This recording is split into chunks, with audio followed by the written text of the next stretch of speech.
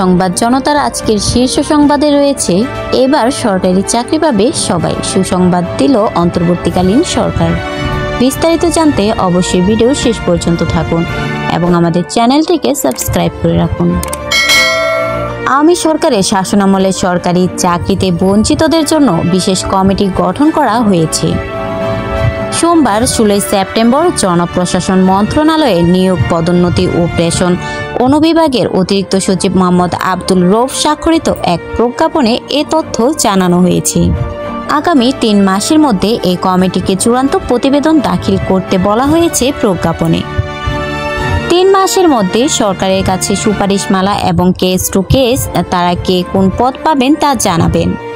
প্রজ্ঞাপনে আরও বলা হয়েছে, জনপ্রশাসন মন্ত্রণালয়ের আওতায় 2009 সাল থেকে 2024 সালের 4 আগস্ট পর্যন্ত চাকরিতে নানাভাবে বঞ্চনার শিকার এবং এ সময়ের মধ্যে অবসরে যাওয়া কর্মকর্তাদের আবেদন পর্যালোচনাপূর্বক যথাবিহিত সুপারিশ প্রণয়নের জন্য এই কমিটি গঠন করা হয়েছে।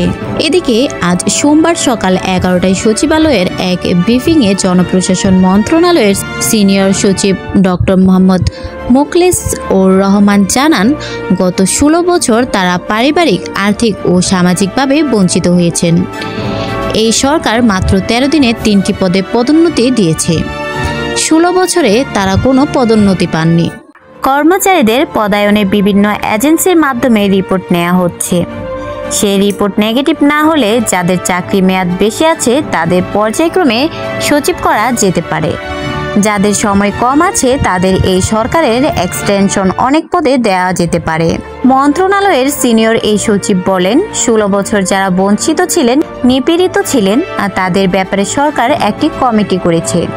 সাবেক অর্থ সচিব জাকির আহমেদ খানকে কমিটির চেয়ারম্যান করা হয়েছে।